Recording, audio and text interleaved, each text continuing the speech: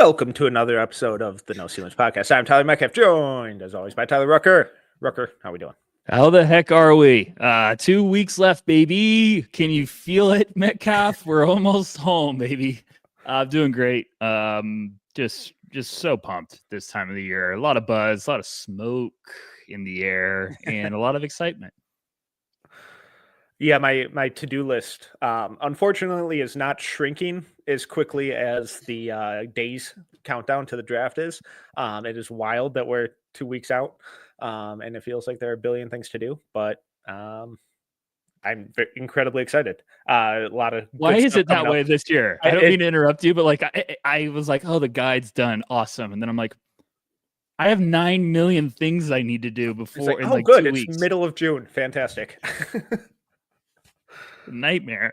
Yeah, it's like, oh, this is what it's like when the NBA team you cover the closest has deep playoff runs. It eats up your time. I'm not used to this. I'm used to my teams being in line for the number one pick for a year. But lot of really good stuff coming. A lot of really good stuff up at the site right now. We have a mock draft coming. Was that up today? Yeah. Mock draft up today. Go check it out. Steven is coming out with a VJ Edgecombe piece soon. I know Maxwell has a Cooper Flag piece in the works. We got a lot of really good stuff up at the site. And Rucker, like you mentioned, No Ceilings 2025 NBA Draft Guide is up for sale over on the site. Go check it out. The support, the feedback, it's been incredibly positive.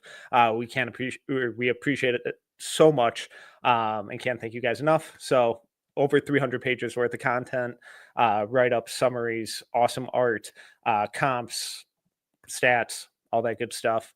Go check it out, noceilingsnba.com.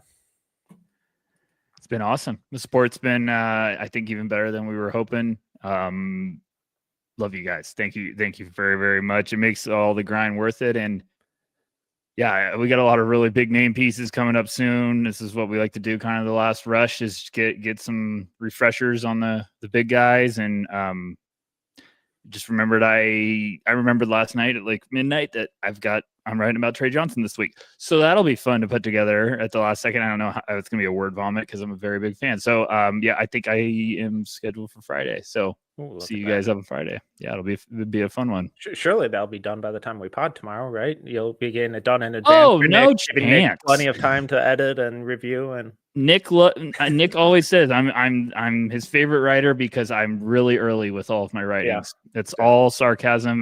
Nick deserves a Medal of Honor for the times I submit my stuff. So I'm a night owl. I have to do my stuff late when everyone's turned off. I have to go to work. So, but yeah, it'll be good. Well, at least he's an incredibly fun player to write about. Fun episode today. We're going to be drafting some of our favorite fits. Once one of us picks a player and a team, they're off the board, and we'll have to pivot in a different direction.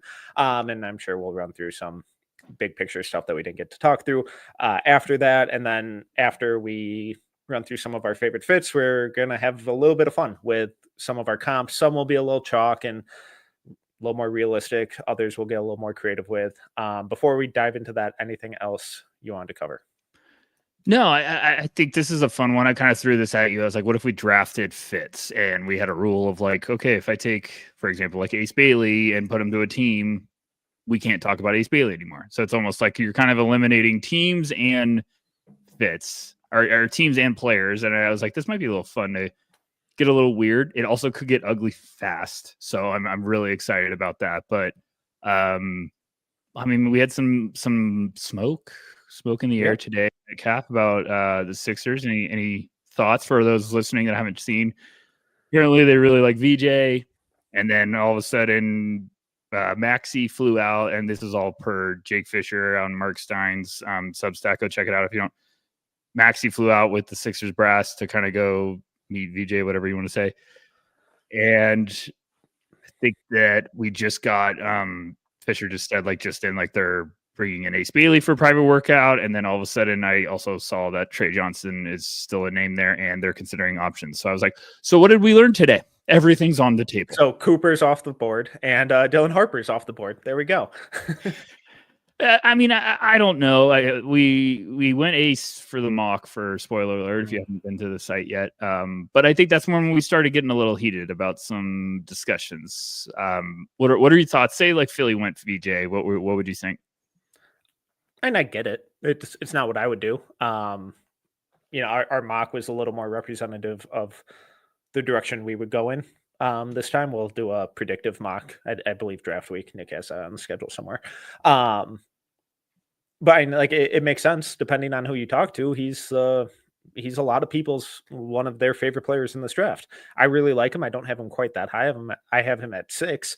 But if you're betting on the athletic tools, the physical tools, the mental makeup, the intangibles, I mean, his development could skyrocket really, really quickly. I mean, we just saw it last summer with him on that Bahamas national team with Buddy Hield and DeAndre Ayton and Eric Gordon.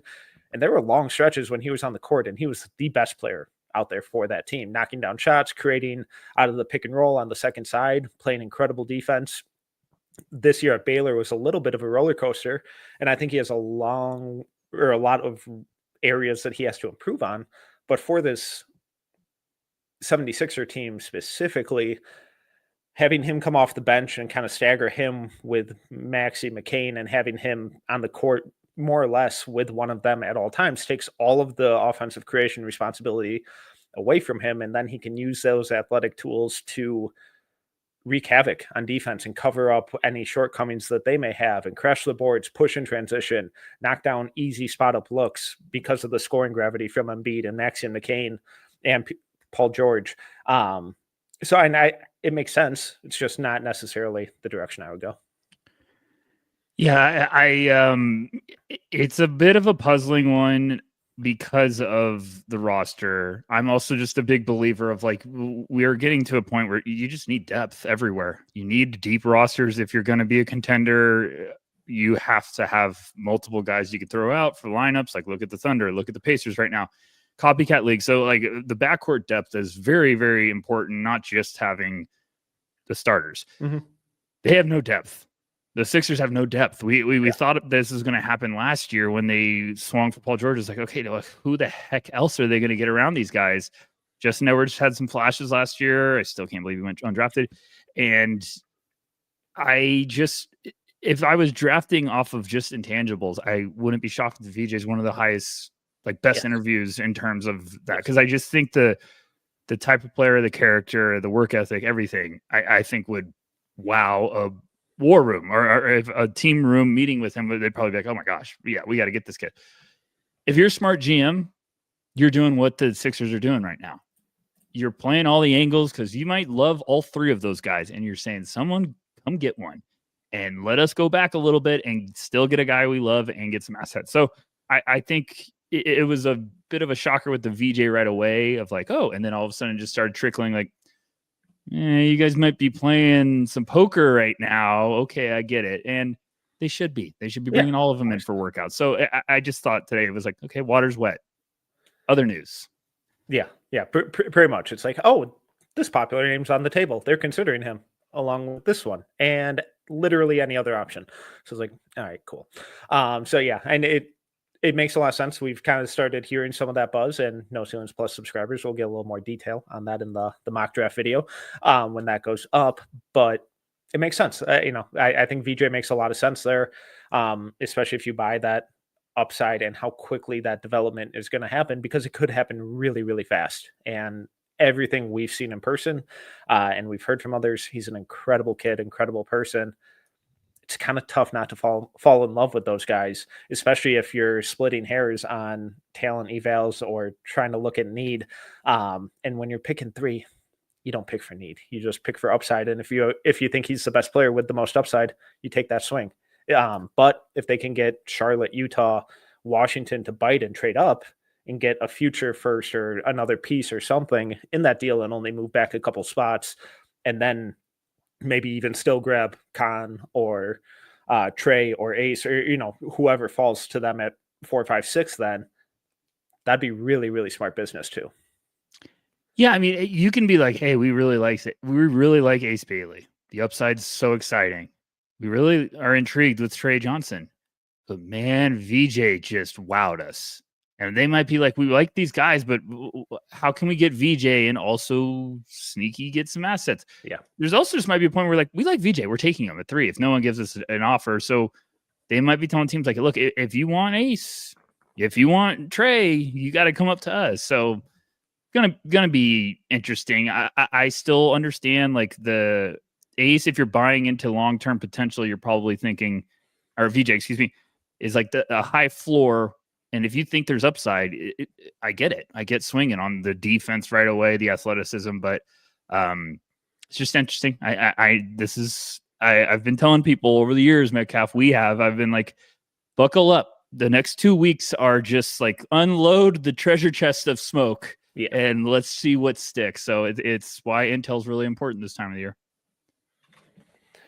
All right, let's jump into it. I'll let you start off since this was your premise. Let's kind of go through some of our favorite fits, player and team.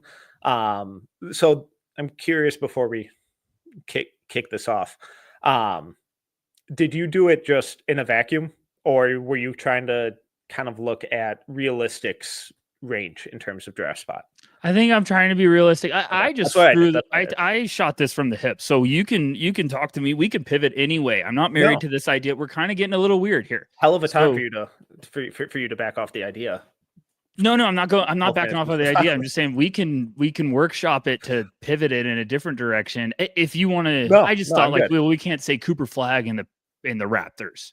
I think he would look really good in a Wolves jersey. Just saying. Yeah, exactly. So like, well, I'll just start off. Cooper Flag of the Celtics. Okay, fine. No, I'm trying to say like realistic mock. You think he could be on the board fits, but then I think it might get. That's why it might get ugly. Is after we do like 4 of these, we might be like, oh, what's going on now? So, you're letting me start, huh? Yeah. I'll let you kick it off. In honor of my knight in shining armor, I'm going to say one of my favorite fits right now is the Brooklyn Nets and Mr. Jeremiah Fears. Okay. He was one of the top guys on my list too. I did not have the Nets on as one of my destinations though. Oh, okay, good. And my reasoning for the Nets is that they need everything. That roster just needs a plethora of talent, and I think they're going to play guys and let them get reps. And we've talked about how next year they need to be bad to get another big fish. So I would just have a year of saying, we're going to draft all these guys, let them play, and get a year of development, get their feet wet. And I think Fears is a great upside swing for a point guard that has good tools, extremely young, but you have got to be patient and let the growing pains happen and build some confidence. So I'm sticking with that one. I'm all in on Jeremiah Fears. Have been for a while. Everyone knows. The reason I didn't have Brooklyn down as one of my kind of top fits for him is just because I have no idea what the rest of that team looks like. Yeah, and obviously they have half the first round left to pick. So, the teams that I had listed for him were Utah, New Orleans, and Miami, which I know those are very wide ranges, but depending on whose board you look at and who you talk to, 20 might be reasonable for Jeremiah Fears, whereas 5 for me is more reasonable. And I think in those situations, he'd have a lot better infrastructure because he's far from a perfect player, still super young. And I just worry a little bit about some bad habits developing on that Nets team. But then you look at what the coaching staff did this last year, and it makes a heck of a lot of sense, especially if you're looking for that franchise cornerstone. I do think he's one of these guards that if things go right and things develop like I think and hope they will, he's one of these guys that you can build an offense around and start to really pivot the turnaround of your franchise. I think that's the biggest part that gets me comfortable with the Brooklyn destination is the coaching staff, watching how hard these guys played. And the bad habits thing is a real thing. I would be like, oh, I'm a little nervous about it, but I just think it's the coaching staff and like the faith in that. And also like, you're going to add a ton of young guys. So if anything, you're going to try to build they're looking right now and they're like, whoever we're taking first, we're thinking they're the potential building block and we need to surround him with assets. So it'll be interesting right now. Like, hey, maybe that's my favorite fit. And I see the rest of the first round and I'm like, oh gosh, Fears is in a danger zone. But I feel good about it. I think they've got a great opportunity to add some smart pieces here. And I just like a young guard going there. And I think Fears, that would be a great spot. He could probably start right away. Not saying that he should. Maybe they get a vet to kind of help him out early on, but I just love the upside still. Agreed. All right, my first one, and shout out to Stephen B in the chat for incredible timing on this. It's been a popular one for a while, but it's Kamon Malawach to Atlanta. Clint That's a good Capella, one. by all means, is out the door. Do I think he'll be there at 13 on draft night? Probably not. They might have to move up for him just a couple spots. I don't think he's going to go top 5, but we've seen crazier things. But I think that fit is incredibly perfect. Another infusion of rim running, vertical spacing, rim protection, and really simplified offensive role early to start his career. I believe we had was it on the Fisher-Stein report about Atlanta's trying to go up to, they're trying to package 13 and 22 to go up? That makes sense. It might have been for Malawach. Who would that be for? 13? I think Malawach. No, but like to who? Oh, yeah. They're going to have to get someone to really not like their pick. That's a big drop. New Orleans? Oh, man. Portland? And that's only 2 spots. Ooh, Houston, maybe? It's funny when the report came out and me and you did literally an episode saying, like, should Atlanta be calling New Orleans about Missy? Yeah. I would today when that came out, I just stared at it and I was like, this is the most Atlanta Hawks move of all time. And I actually understand it. If you're not sold on Kongwu, we kind of talked about this before, but if you're not sold there, and clearly they aren't because they have refused to give him the mantle, I would get it. I would kind of like it for Malawach because also Kongwu's there, but maybe you're just like, hey, okay, here's our next developmental guy in line that we can have some time with. And you know what helps insulate a tiny, defensively horrible point guard? A massive human being standing at the rim. Not small. No, God, not a small person at all. So, but then you add that size, that length, that athleticism on the court with Risa Shea and Jalen Johnson and Dyson Daniels. It's really fun. And hey, maybe he does actually shoot it down the road. Who knows? Skepticism varies depending who you talk to. But then you have a fun little variation on the pick and roll game with him and Trey too. So I just think at baseline, it's a really, really seamless fit for both player and team. Yeah, I mean, if they were to pull that off and they went up from Malawach, like, what's great for helping out Trae Young is surrounding him with giants. Yeah. Like him, you just rattled him, Jalen, and Risa Shea is humongous. And then all of a sudden you get maybe Dyson Daniels in here. Like, that, okay, some fun defense, versatility, offense. Like, well, I don't know. And Malawach doesn't even have to start. No, right, exactly. Bring him off the bench, have Okongwu take the first starter minutes, and let Malawach learn the game because he's still really raw and really new to basketball. So, yeah, I would come off the bench. It's probably a saying like, hey, we like Onyeka, but we also see a long-term path where the ceiling's raised a little bit with a developed Malawach. So I get it. It's just, and I like that fit. Like if they did go up, I would be like, Atlanta's a good fit for him. That'd be great. So, okay, that's a good pick. Gosh, look at you starting off. All right, who you got? I'm going to go, I'm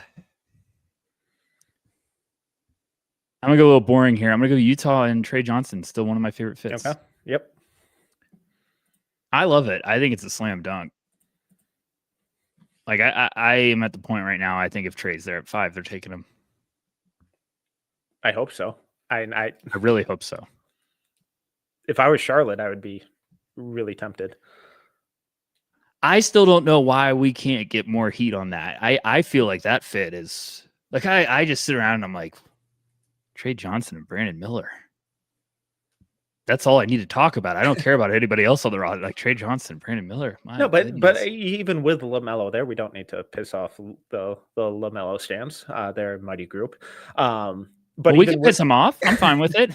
No, but even like one of the biggest complaints that personally I think it's overblown is Trey Johnson's lack of passing. And it's like, okay, yeah, cool. When he didn't have a point guard to play with and another actual primary decision maker at Texas, it was rough. But when we saw him use his shooting gravity and off ball scoring gravity to then draw extra defenders and then create for others, it looked really, really good. So when you think of him on that Charlotte team with being the second or third offensive option, playing off of LaMelo's playmaking and Miller's shooting gravity, there's a lot of really fun stuff. But you said Utah. I'm sorry to hijack your pick. No, it's completely fine. I like that we're going off. I just continue to be like, can I pass this up? Like, what if this works and you have that firepower on the perimeter, regardless of the rest of the roster? Hey, everyone's all freaking out about Saloon last year. It makes his life easier if you have a lot of more offensive firepower because he doesn't have to do as much, regardless of how I feel about that pick. Go ahead. Utah with Trey is just like, you need dudes. You need to start building some high upside guys. I think he could be an all NBA guy down the road. Not saying immediate. I think like that high of Trey. I think you feel the same. Like he's going to be an all-star if he lands at the right spot. I think Utah will be perfect for him. Agreed. I don't really have much rebuttal to it because, I still think Colin Sexton's a good player. And if he's running your point, I know Isaiah Collier had a really good rookie year. And now you have Trey playing off of him. And, what kind of leap does Filipowski take?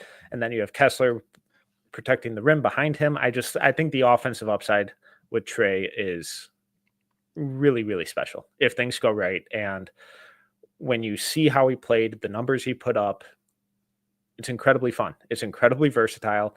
And I know the defense needs work, but I thought there's enough competence there. I think he's going to struggle on ball, especially some lapses off ball defense, but I think the offense is way going to outweigh that. And I just think he's going to be a really, really good player at minimum. I also feel like I understand some of his shot selection last year, but I also need everyone to like, if you're doubting that, go watch the rest of the Texas team when he's off the court and let me know how you feel about their offense. It was disaster. So I think they got to a tough spot where they're like, Trey, we need you to go to work. And that's his game. And it's a tough thing to ask a young kid to just be like, hey, can you carry us in one of the toughest conferences of college basketball? So I like Trey. Yes, he needs to improve some stuff, but all these guys do. I just think that's a great landing spot for both parties. So Metcalf, hit me with it. What do you got? I'm going to go down the board a little. Oh, I'm going Liam McNeely to Orlando. Okay, now I'm officially ready to get off this podcast. Why? Why is everyone buying in again on McNeely? He's a good shooter. Why can't he shoot? This is still my favorite thing. Because he was the number one option on that team. And down the last month of the year, he was playing point guard. Guess what he's not? A point guard or a number one scoring option. But when you go back to the Montverde stuff and he's playing off of Derek Queen and Cooper Flagg and Asa Newell and Curtis Givens and some of their other guards, he was incredible. The connective passing, the ability to attack closeouts, run off screens, get to the mid-range, knock down spot-up jumpers, really, really high-level tertiary fourth, fifth scoring option. Now you put him on a court spacing the floor with Franz and Paolo, who are going to attract 99% of the defensive attention. Now when the ball swings to him, I'm a little more confident that his corner three is going in than anyone else on that team who contributed to their, 31, 32 team three-point percentage. Yeah, I get it in theory. If he shot it, I'd be like, hey, yeah, that's great. It's just... He also was dealing with an ankle injury for half the year. Completely get it. I like him landing in Orlando because it's probably the same Montverde vibes of like, well, you're not the guy. And maybe exactly. I don't want him to be the guy. And when I say Orlando, I'm talking like pick 16 or 25. Oh, if you're talking 25, you're talking my language. I thought you were saying 16 just seems still like, oh, man, I don't know. 25. I'd love to get McNeely if I had multiple picks. I'd love to get him with like one of my last picks. So yeah, and I'm not talking trading into the top 10 for him, but yeah, no, I when get he's I get it. An outlet, when he's allowed to not have to run the show on a healthy ankle, I think there's a lot more there. I get it. I like it. Okay. All right. I like one guy for like 3 teams. What do I do? Go with your favorite, and then we'll discuss the others. I'm going to go with the Portland Trailblazers. Okay. And Mr. Carter Bryant. Okay, here's on my list. Hey, Mr. Carter. It keeps... Now, look, if you're looking from the outside, you're like, hey, they have forwards all over the place. What are we doing? Just drafting a rookie to not play him? It's like, no. Thank you for asking. Portland is building a team that everyone needs to wake up on. I think they're going to shock some people next year. They have a lot of assets. They have a lot of pieces that could be moving around. But I think they have a great problem right now of like they're drafting smart and they're just adding depth and dudes. And I think Carter, just the more I think of it, is a awesome, like Tamani Kamara and Carter Bryant defensively is a very fun world. And then, oh, by the way, we have Donovan Clingan behind him. So that's great. Offensively, I get Shaden Sharp and Carter Bryant out on the perimeter with Scoot throwing lobs. That's great. I just feel like it makes too much sense of like, hey, let's get him in here. We have Grant and Denny ahead of him. Sure, some vets. He could kind of learn the ropes a little bit. He could be patient, but the upside is just tremendous. So I can't get it out of my head. I think it's a great fit for both parties. Yeah, it's been one of my like most obvious ones, and it's every time we do a mock, and if he's still there at 11, it's like, what? In what world is this not Carter Bryant? Size, athleticism, defense, off-ball shooting. What else do you need? It's the one time I've ever felt good about projecting a Blazers pick, and it's not going to happen. I've never felt good. Shout out to our boy Mike Schmitz. I've never felt good about ever trying to figure out what they're trying to do, and now I'm like, I actually love this pick, and he's not going to do it, and I'm going to lose my mind. So, I don't know. It's just one of my favorite fits there. Any other notes, or you want to go ahead? No, because I'm just to kind of cap that off. He fits the exact type of guy they tend to look at: rangy, athletic, defensively focused wings with shooting upside. But his current shooting numbers and abilities are better than almost all of those wings they've taken already. So I think he fits the archetype they like, and also fills the need. So yeah, that he was one of the top ones on my board. Okay. This actually is going to get a little ugly. Well, I mean, there are like 3 teams who own half the first round. So yeah, I think we've covered them. So we're down to like 6 available teams. Shout out Brooklyn. I need you to be the police on that in case I forget, because I'm writing down everyone. I've already forgotten. So Brooklyn's off the board, Utah's off the board, Portland's off the board, Atlanta and Orlando. And if you need players, I'm also here for that capability. Malawatch gone, McNeely gone, Carter Bryant gone, Trey and Fears. I have 2 guys down for the same team. That's a good start. Yeah. I'm going to go Con to Charlotte. I think that's what we did in the mock, but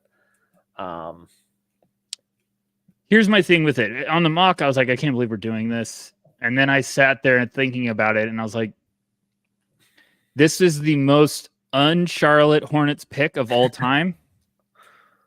And that might be a good idea to do it. Yeah, like I'm at 4. It's bold. A lot of people have him that high. I have him just a couple spots lower, so it's like I have him at like 7 or something. So it's not a total different world, but that's kind of the high end. That'd be about as early as I'd consider it. But the shooting, the passing, ability to attack closeouts, create on the second side, I think he's a better defender than he gets credit for. And when we're talking fit, playing off of LaMelo and Miller. It's very, very similar vibes to what we were talking about with Trey. They just tried to trade their starting center for a similar type of player at the deadline. Yeah. But this one's younger with more playmaking juice. Yeah. I keep going back to that. I'm like, well, you just desired this. It might make some sense. And when you say similar type of player, you obviously mean a white guy. No. You're white. You're Ben Affleck. But you know what I'm saying? Like, okay, let's connect the dots. You just tried to trade for Dalton Connect. That failed. It backfired. What if you get that version, younger, not as bouncier, but tougher, and playmaking's way better? You can argue the defense is better. It's almost like a doubling down on your saloon swing last year with something safer to balance out. So it's weird. It's really aggressive. Hornets fans will hear this and be like, wow, that's really high. But I'm like, sort of could get it. Yeah. So the other guy I was considering there was Ace. And just the size, the shot making, I really like being able to build the idea of building your wing core around Brandon Miller and Ace Bailey. I think there's an insane amount of upside there. Obviously, things have to go right. I'm just not totally confident what the kind of culture there is, and if it would exacerbate some of his bad habits, or how quickly those would be able to be turned around. It would be the biggest. You have some major cojones if you're the front office and Ace is on the board and you said, screw it, we're swinging. Like, let's get nuts. I would do it. Yeah. Because if it hits, you have an unbelievable advantage. Yes. On the perimeter. Like, two humongous bucket-getting machines. You got to build around it, but it would be a direction that, like, we always see teams are trying to kind of find the new wave. Teams love wings. If you had two stretched out wings that could just give you a bucket on any night, it would be an advantage. So I get it. It's just also very bold. So I understand why you kind of went con there. I was trying to figure out Aces too. But see, I want to put Ace somewhere, but I also don't. You know, you could fall. What are we doing? Everyone could fall. I'm going to say the Washington Wizards and Ace Bailey. Okay. I love it. I don't think it's going to happen. I think he'll be off the board, but I absolutely love the swing. Now, maybe the trade up. I'm not reporting anything, but I think if he landed there, I'd be like, heck yes. That's all I got. Are you still pumped on Ace? Excuse me. Good. I have him at 4. And I can't drop him any lower. Oh, you moved Trey up, huh? Yeah, I moved Trey up a couple months ago. Gotta stick with your gut. I love it. But if we're just talking fit, I still really like the idea of Ace in San Antonio. I know you can't beat that. You probably love Sam Miko's little Dylan Harper's not 100% to the Spurs report today, and I was like, he's not 100%. Sure 100%. He hasn't been drafted yet. I'd love Ace there. Be very fun, but I think Washington makes a ton of sense. You know, they're taking huge swings right now, and I'm not sure there's a bigger swing in the top 5 than Ace Bailey, because if he hits, he's going to be insanely fun. The problem is the floor is really, really scary. The floor is scary, but I also just like. I think he checks every box I would want from a home run grand slam swing of a wing. Yes, agreed. This is what I would want. People are going to be like, the shot selection. This is what I would want to just like, the sky's the limit. I've been saying since the beginning of the year, like, this is the highest upside. Yeah. Because if it hits, it's a two-way demon. He's also got the mentality you want of a bucket getting wing. Now, he needs to showcase the passing. He needs to mature his game for the NBA, which is like, you're not the guy right away. You need to also trust the system, play with your team.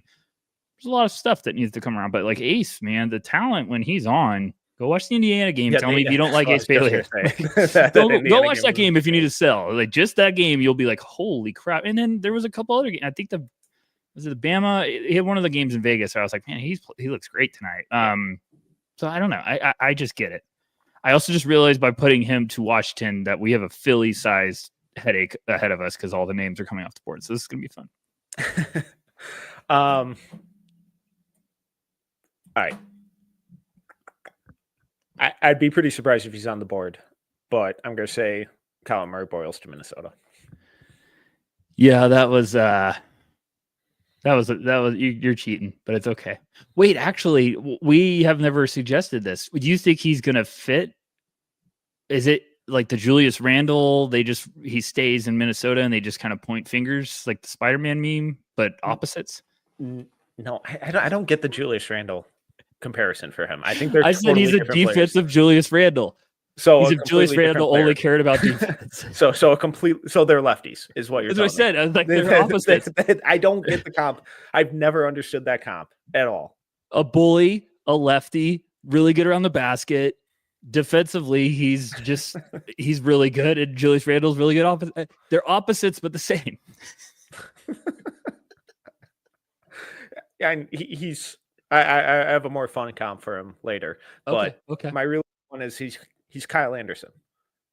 And Kyle Anderson was really, really good and really important to the Wolves when he was on their team last year.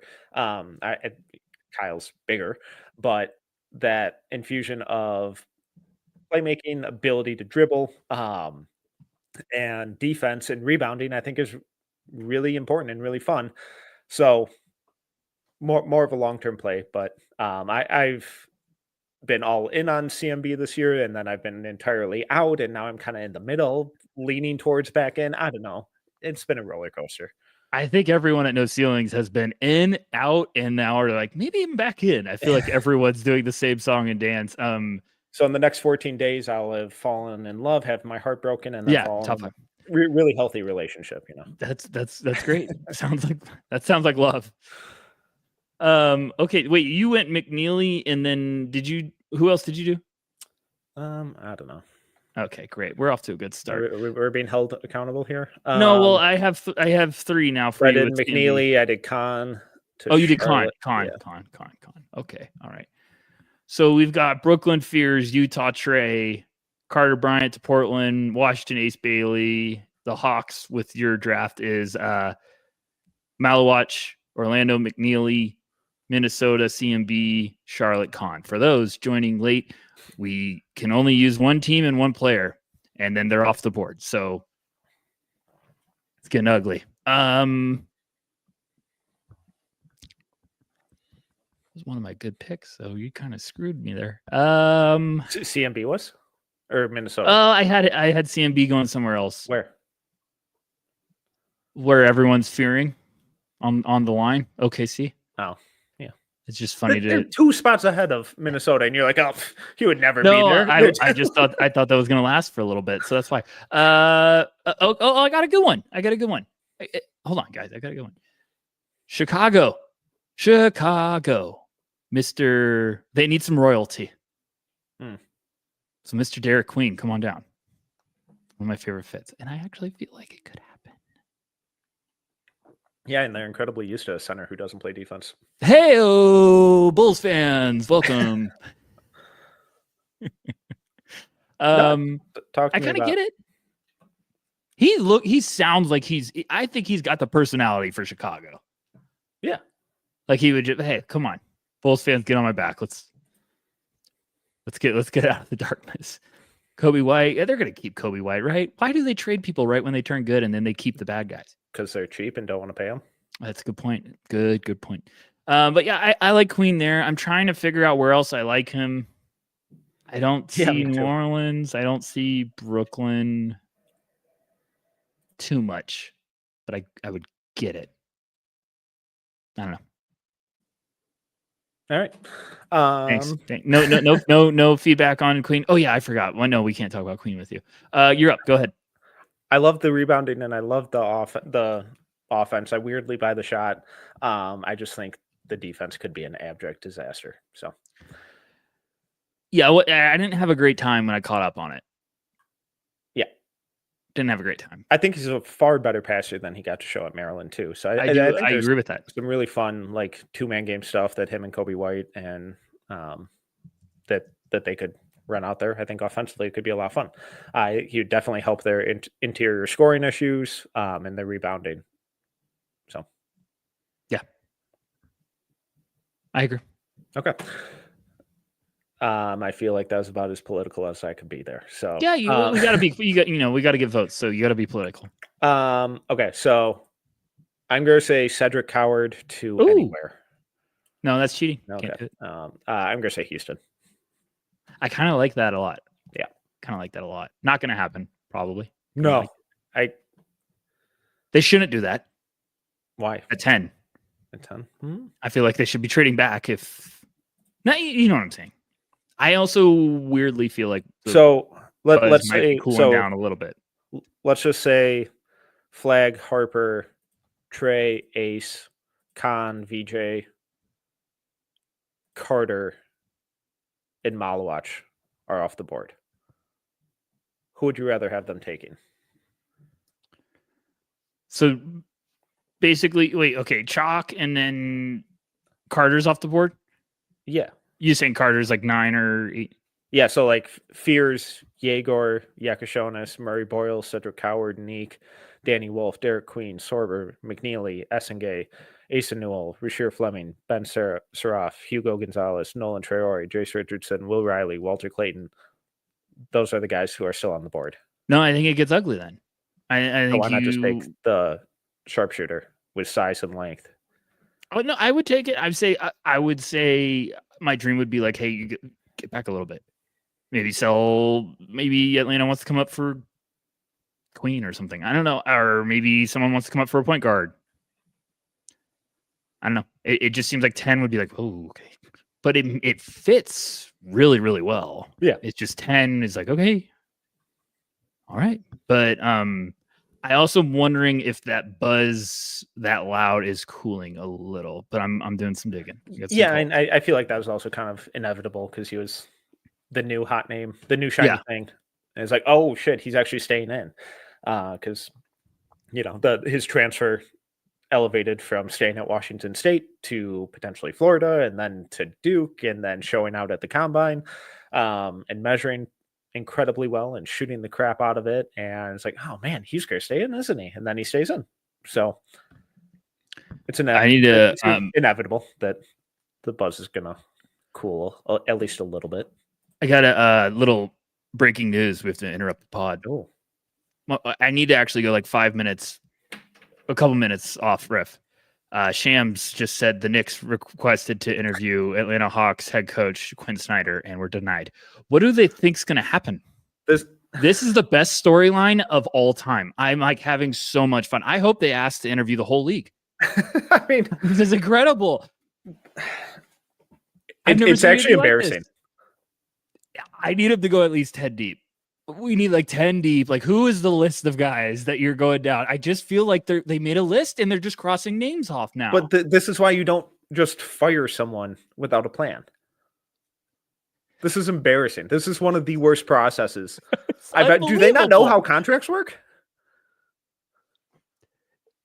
The Doc River jokes have been the funniest thing ever. Whenever people start suggesting, like, well, just call Milwaukee. You might be surprised. I've never seen anything like this. This is awesome. I'm having so much fun.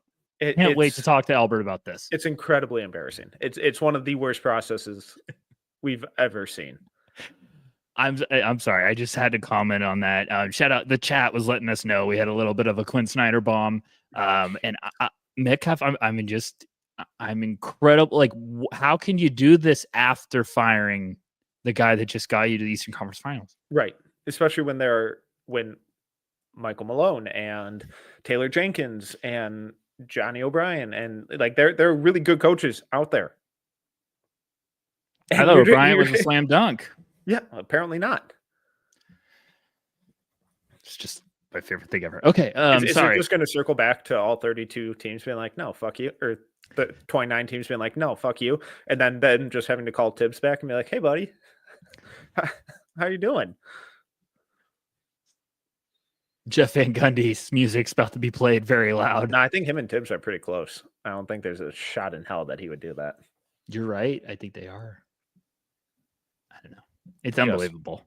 Insane behavior. That's the next thing I need is like they're interviewing Pat Riley to come back to coaching. I'll be like, oh, the greatest sport of all time. Someone in the chat said Darvin Ham incoming. I keep him coming. I can't stop laughing about this. Go ahead. You're up. I just took Queen. No, I just did someone. Who did I do? Yeah, I got too excited. I did Coward. You did Coward to Houston.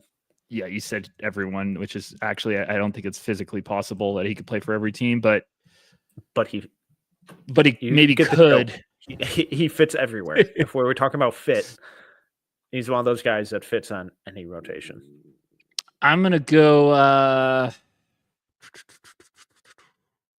Toronto. Here we go, folks. Build suspense. It's not the player people think. We go Toronto and Kasparis Yakachonis. Yeah, I like that. I know everyone in Toronto is really getting pumped about Noah Essengay, but you need someone who can put people in the right spots. So I like Kasparis, man. I'm getting a late rush of Kasparis love. I just, dude rocks. And it's also like I feel like everyone thinks he's like 6'3". He's 6'6". No, he's big, stocky, big dude. Ripped. Yeah, he's strong. Yeah, I just finished my final dive on him last night, and let me know. Talk to me. I like the shooting. I was never out for what it's worth. Exactly. He's been top 10 for me all year. Yeah, it would have been cool if the shot wasn't super inconsistent down the stretch, but the way that dude navigates a pick and roll, gets into the paint, I think his on-ball defense is really, really good. Like really strong, good screen navigation, really good recoverability, and then the size to be really disruptive. The defensive playmaking numbers aren't great. Some of the ball security stuff definitely has to get cleaned up. But he was another guy on my list for the Timberwolves. I think he'd be an incredible fit. But he's again one of these guys. I have no idea where the buzz on him is. I have no idea what his range is. I've heard absolutely nothing about him. I got a call today, and that's one of the first names I'm asking about because you never hear any other way. You just hear I like him. Yeah, I'm like, I need something else, guys. You got to give me something else. So I don't know. I feel either he's going to go a little earlier than we're all ready for, or someone's going to sneaking in the weeds straight up. Go get him. And never really know. You could look really, really smart. Maybe Brooklyn goes big hunting at 8 and trades back up to get Kasparis. I had a good question today on a pod, Metcalf. Wanted to throw this at you. It was kind of a puzzling one. I don't know. I had like 5.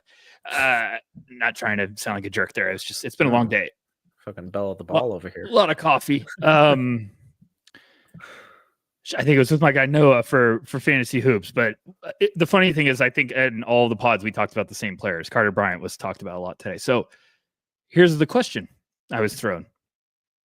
In 5 years from now, predict who would be the better player, Kasparis or Yegor Demin? Ooh. And I kind of sat there. I did the same reaction. I went, "Oh." I was like, "That's a good one." Obviously, roster is going to help those, but I said, "Oh man!" And then I said, "You know what? I think I'd go Kasparis." But it's tough because they're both playmaking wizards, but they both have different strengths. I would stuff I don't like. I would say Yegor probably has the higher ceiling. Yep. But at my confidence level in Kasparis is probably higher. I weirdly also feel like we all might be underselling Kasparis's ceiling. I still feel what like are your comps for him? A comp? Yeah. Chauncey Billups? You're fucking kidding me. No, that's the first name I have down too. which is a damn good basketball player. Yeah. Like it is not the sexiest, but like every single team right now would be like, yeah, we'll take Chauncey. I really feel that way. Yeah, I have Chauncey and Andrew Nemhard. That's a good one too. He's the one guy I just keep sitting right now thinking, I'm like, dude, someone go get him. Yeah. Like this is a heck of a player. I know he had the struggles, but he's also like, everyone go shoot. Let me like ruin your forearm and go shoot some shots. How good of a shooter are you? So there's some stuff that it needs to work on, but I also think the strengths, there's too many strengths. There's too many good things that he brings to the table. And I just feel like you can work with that, own it up a little bit. So I don't know. Went on that rant too long. Go ahead. All right. This is the last one I'd written down. We've talked about him a few times. Rasheer Fleming. My more realistic one that we've talked about is Indiana. But the one I'm going to pick, okay, I don't think he'll be on the board at this point. I'd be floored. I love the idea of him with the Clippers. Now, no, because I need to stress this. I wouldn't be shocked at this point if he's there. Waiting to do some, I wouldn't be shocked. Waiting to do a couple check-ins. Just warning everyone, I wouldn't be shocked. He seemed very high on the list of how is Rasheer still on the board. I like that fit a lot. Wow, yeah. I really like that fit. Go get. They should trade up a little bit and go get him. That's a good fit. I like that a lot. Some nastiness. Get those vets around would be great. Oh gosh, him and Kawhi. You could play some small ball 5 behind Zubats. Yeah, that's a good fit. And you reprogram Kawhi to get another software upgrade. Little pick and roll versatility with him and Harden. Doesn't have to do anything in terms of offensive creation. Pure play finisher. Yeah, that's a good one. I like that. I want to do a bonus round at the end and open it up to any team, and we could just do a hypothetical. If you Cooper Flag and Dylan Harper for any team, who would it be? So I'm going to throw. We don't have to do it right now. I'm. That was your last pick. Yeah, those are all the ones I had. Any other names you thought of? Any other teams? Someone you were like, hey, I like it, but I am not enough. Oh man, was there anyone for you that kind of immediately popped out? And I feel like we kind of talked about a bunch of the kind of alternatives. Yeah, I kind of talked about. I was thinking about Neek to Minnesota. Then you kind of took it. Yeah. You know who I'm scared of now. I think Neek to Washington at 18. I like a lot too. I think that would be the best pick ever if whoever they get it, if they finish off the draft with Neek there in the first round. I mean, you know what I'm really scared of that I realized today? Neek to Miami. Yeah, it's gonna hurt really bad. It's gonna hurt me really, really bad. Yeah, I like that Makes a lot of sense. Very big Heat culture guy, probably. I thought about Sorber. I'm getting a little Sorber OKC vibes. I can't fight it. I'm trying to. It's like a flu. Can't get rid of. Anything else? Any other names? Jace to Orlando is one we've done a lot. Danny Wolf to the Celtics. I think Wolf to Minnesota makes sense too. Do you think they'd go that route? Seriously, it won't shock me. Yeah, it's a good one. Noah to OKC. I'm struggling with Noah, but we can talk about it. Well, that'll be next week because I got a couple games left. So, are you late season Noah or early season Noah? Currently in mid-season, about to hit late season. Gets fun. You're gonna like this. You're gonna like the roller coaster now. Yeah, we'll see. The enjoyable part. It's like where you go through the water and everything and all the fun scenery. Now you're getting to that part. You had to go up the whole time. What else you got? Comps time? Yeah, let's do some comps. So I figured we could get as weird or chalk with this as we wanted. I I think the weirder, the better, a little more fun. Were Is this there a any? safe space? Of course, of Okay. course. So fans won't overreact to any comp Never, I say out loud. No, never. never. Okay. I hate comps because I think people like to go one for one, and I like to say this player reminds me of this player. Oh, we didn't do the Cooper Flag, Dylan Harper. You had to pick any team for Cooper Flag or Dylan Harper. Who would you like their fit? Let's break some hearts right now. Oh, geez. I mean, weirdly enough, I really like Cooper in Dallas. Kind of weird how much I've loved it right now. Like it's. You know who else does? Mr. Adam Silver. And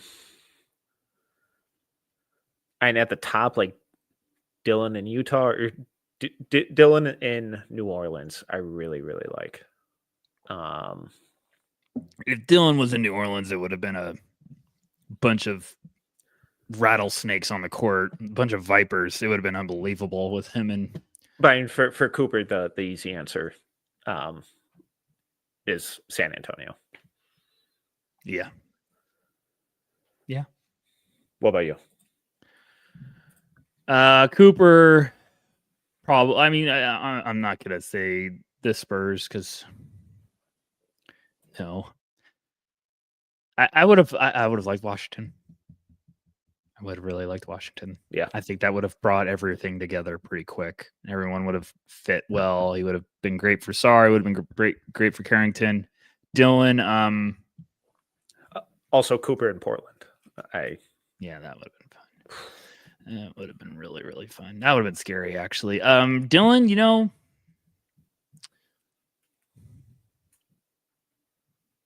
Dylan, maybe Brooklyn. Not Brooklyn. Toronto. I would have liked Dylan in Toronto. They can get someone who actually runs the offense. So yeah, it's tough. Hit me with comps. Let's get weird. Let's get wild. Yeah, I want weird comps, not normal comps. I want weird. Say it with your chest. Okay, so I'm going to start off a little chalk, but this is the one I've been going to since last summer. We'll start at the top of the board. Cooper Flag is the wing version of Tim Duncan and KG. I'm pretty sure Bill Simmons said this on his pod too, that he reminds him of those guys. I promise everyone I'm not stealing this from him. It's been saying this all year. But leadership, mentality, competitiveness, that's who he reminds me of. The chalky version of that, the more kind of stylistic and position comp, I lean more like Kawhi, Jason Tatum. Shout out to Henry. That was a good one. I like that. It's weird. People are gonna freak out, but it's like, come on, guys, just calm down a little second. Who'd you say for like the more realistic one? You said Kawhi. Yeah. Just two top 50 players of all time, and two Kawhi more Hall of Famers, and Jason Tatum. Yeah. I still like Kawhi a lot. I get the Tatum. There's sprinkles of Tatum in there. Kawhi is probably my favorite one. I really like. I lean a little more Tatum for ace. Interesting. Yeah, I see that. I really like Kirilenko for Cooper. Yeah, I like Kirilenko. Offensive or an offensive version of that, but just a guy that you can kind of people, young heads out there. Gosh, man, he was one of my favorite players. I loved Kirilenko. I thought he was so awesome. I was like, this guy's just a bad man out there. That's a good one. I like the Duncan KG stuff that's out there, but I like it. Are we just going down the board? This could be fun. No, just go with whoever you want. If you want to jump on, a Peyton Sandford comp, go for it. I'm trying to get creative here. I'm really, really trying. I'll throw one out. I threw one out on the line the other day, and it helped me with a guy that I've been struggling with. I think Jace Richardson's going to be Derek Fisher. That's solid. He needs to put on some bulk, but I also told you that, and I also told you the other day, I texted you and I said, who's got very similar college numbers to Jace Richardson was Kentucky Eric Bledsoe. So I just watched Jason, and I was like, this is Derek Fisher. And that's a heck of a player.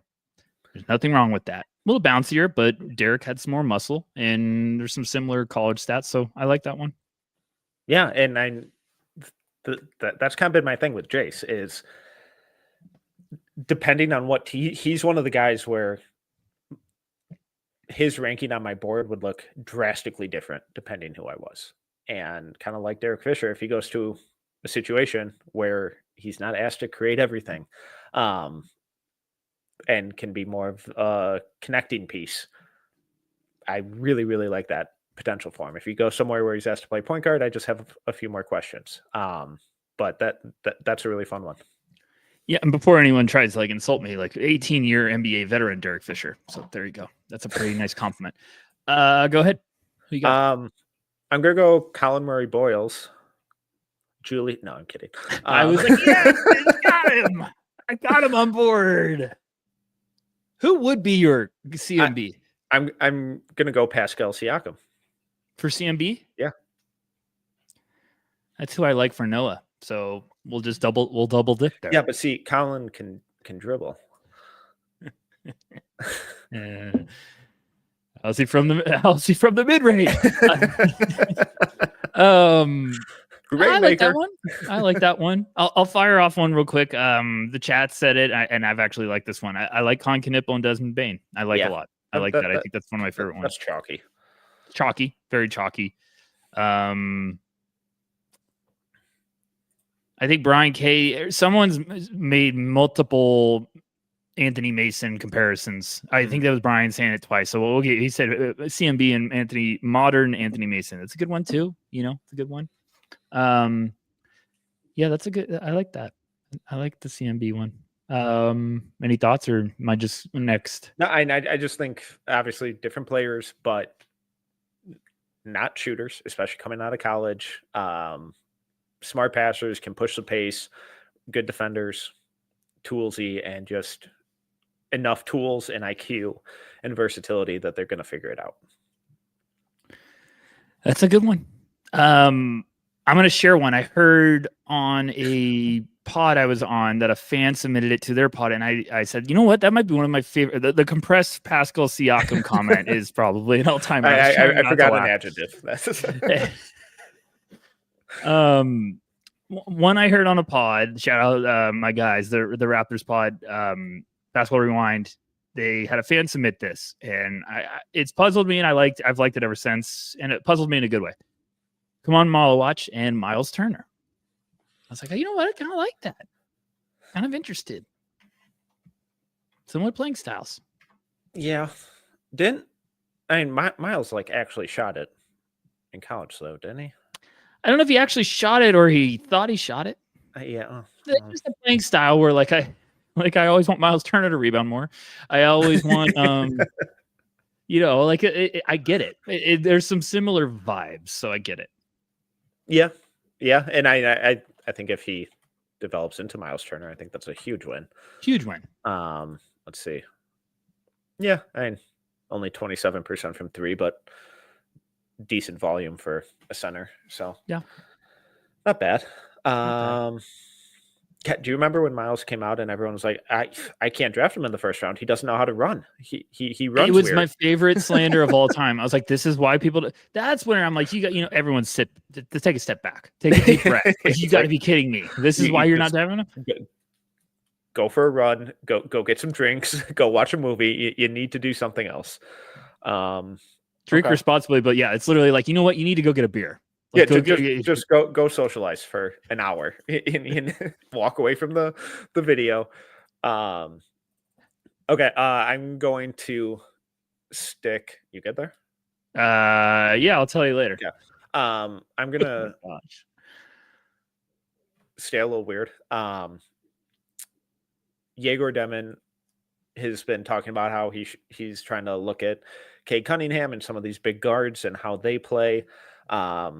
I think he should be looking at one of the point guards in the finals in Tyrese Halliburton. Ooh. I didn't know where you were going with that one. I like that. I was looking back at some of Tyrese's Iowa State film, which is so much fun. God, that's fun. If you ever need to be this, cheered up, just go watch that. It's the most fun I've ever had with the I was like, why did people not think this was going to work? But a lot of the concerns with Tyrese coming out were, oh, he doesn't really get to the rim. He doesn't have a mid-range game. People doubted the shot, even though the numbers were really good at high volume. Form was funkier. A lot of the similar concerns that Yegor has been that have been thrown around with Yegor. So from a playmaking standpoint, the way they map the court and manipulate defenses, I think is really, really similar. I like that.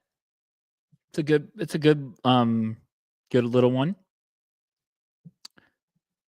I have one I'm going to throw out there that I don't know if I love it, but I wanted to see your thoughts basically. Derek Queen and Naz Reid. Okay. Good. Nope, not for me. The Naz Reid comp is Danny Wolf. Yeah, I like that one better. I was just trying to think for someone for Derek Queen because I don't love the Şengün. I know I get that, but I don't love the Şengün one. I don't know. Yeah. You know what I'm saying? Like I'm trying to. I don't want to. Jokic, Şengün. No. I'm trying to get a little bit more creative. No, so I get the Naz Reid one because if you think he's going to have to play 4, given the defensive stuff, a similar type of body transformation that Naz Reid made is going to have to happen. I think Naz is way ahead of it as a shooter at this point. Ooh, Brad Miller in the comments is not a bad one. Boris Diaw, I get that one too. Yeah, and I have Al Jefferson as a Derek Queen one. I need to tell you, like, I really appreciate how much you're bringing up Big Al lately in the pod. It just makes my heart warm. Queen, and I Al love had a Al. hell of a career. I loved Al. He's one of my guys in Boston. Machine. I loved him in Boston. I was like, oh my gosh, they're going to trade Al. And then I was like, well, yeah, they're going to trade him from one of my favorite players of all time. So I kind of get it. That's a good one. I liked your Yegor one better. I liked Yegor. I had him comped to Sean Livingston. Yep. Golden State Warriors. Sean Livingston is my favorite version. I have that name down too. Let's see. Jeremiah Fears, Jamal Murray is a pretty good one. I like that. Someone had Gilbert, or do we have Gilbert Arenas in the guide? I thought that was a little like, so. Actually, they could be cooking with something. You're welcome. There you go. A couple others I had for Fears. Tony Parker. No, okay, don't like that. No. I'm thinking. Anytime you throw Hall of Famers out, I'm like, let me think a sec. For again, I probably should have said this at the top of the segment, but for this entire comp exercise, I was looking at like high-end fun outcomes. I'm trying to be optimistic with the vast majority of these guys, and I was trying to have a little fun with this segment because if I come out here and I'm like,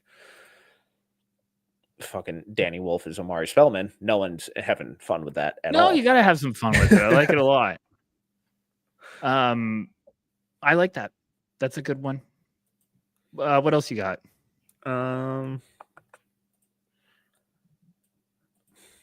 Let's see.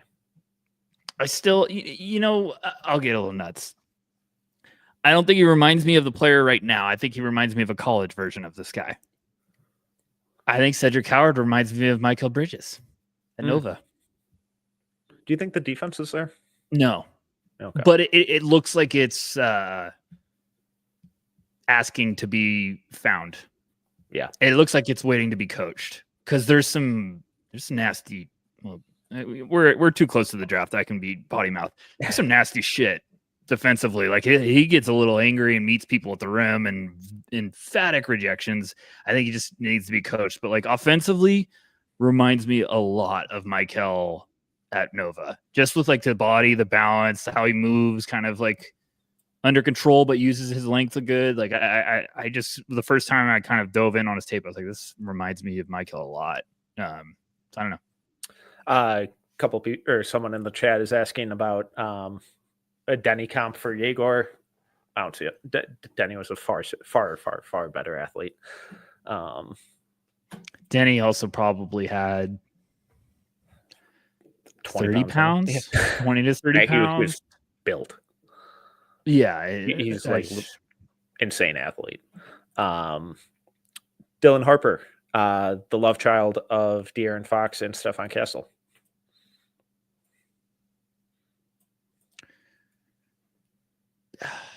Bodybuilding De'Aaron Fox. Back in the day when I used to try to do like my own personal guide, I used to just get weird with the comps, be like bodybuilding.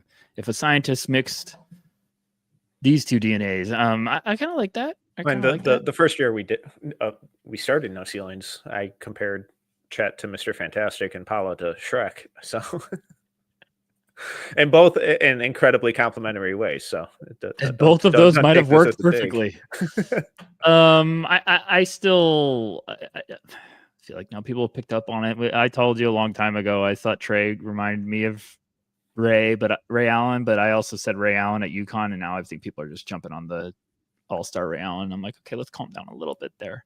Yeah, and I have like Brandon Roy, Devin Booker, Donovan Mitchell, Norman Powell for Trey. It's like Booker, the less fun ones. Jordan Hawkins, maybe a bigger, Hawkins more spicy Jordan Hawkins. Yeah, it's been tough.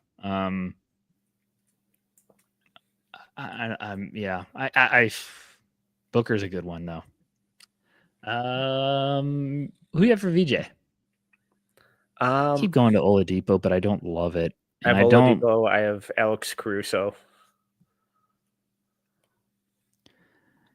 I really don't think he's this player. I really don't think it. But if the frame fills out, if he gets a little bit more and he gets some handles, I feel like there's some D-Wade shit to his game. But it is a ways away. I'm just saying, like, there's a ways away. The handle has to go so far, so much higher. But I'm just saying, like, the mentality, the competitiveness, like a lot of stuff. I don't know. I'm just saying, like, the tough mentality. Like, I've seen him in person, and I just kind of got like the vibe. But Wade was also just such a.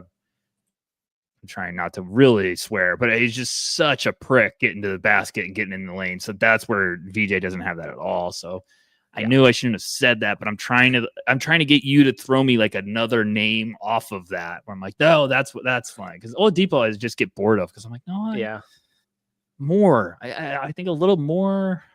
I don't know. Con, I had Rip Hamilton. That's a good one. Gosh, Rip Hamilton would just kick ass in this running off those floppy screens. God, he was a delight. Neek, kind of boring, but Christian Brown is the one I always go to. I think Josh Hart. I think also Derek White. Yeah. Neek's going to go later than we want. We're the highest on Neek, and Neek's going to go a little later because, spoiler alert, he's older. Love Neek. Yeah. Absolutely love Neek. I think he's going to be a really solid player. Yeah. And especially at some point in this first round, sign me up. Yeah. All right. Any others? Not really. There's some, and I have comps for all these guys, but none of them are necessarily fun. Is the high end for Jace Richardson? I know you said Derek Fisher. What about Mike Conley? I think Conley like 6. No, he's like 6'3". He's small. I maybe. Yeah. I just like Conley's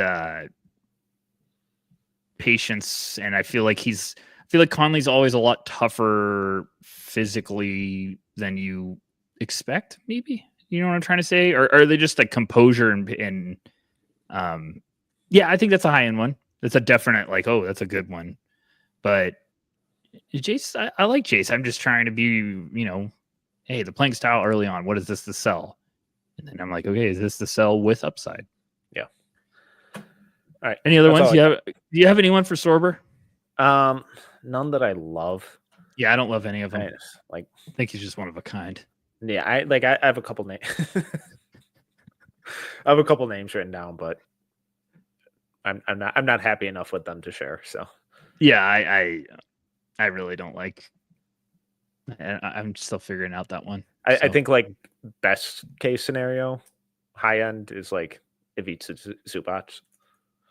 Which is a heck of a player right now, That's what I'm folks. saying. High end. Like, Yeah, that's and a heck. again, obviously throughout this entire conversation, the chat has been taking, they took our direction as to not take these for one for one.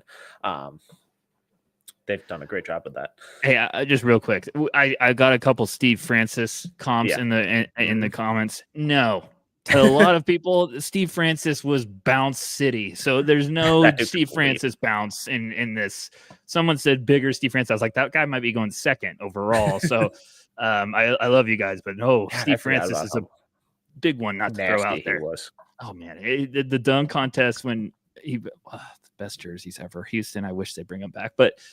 Yeah, I love Steve Francis, the franchise, but my man got up. He had a crazy bounce. So, no, I got nothing. Yeah, I got nothing else. All right. This is a blast, as always. We'll be back tomorrow doing a really fun mock draft exercise inspired by a different sport. So I really, you need to sell that right to people. This tomorrow is going to be really fun. I don't think no basketball podcast has done this. What we're going to do tomorrow. I think it's going to be awesome. So I'm really, really pumped about it. People are going to have to tune in because I don't want to tell everyone because they're going to listen and try to steal it. So no. Also, draft guide is out.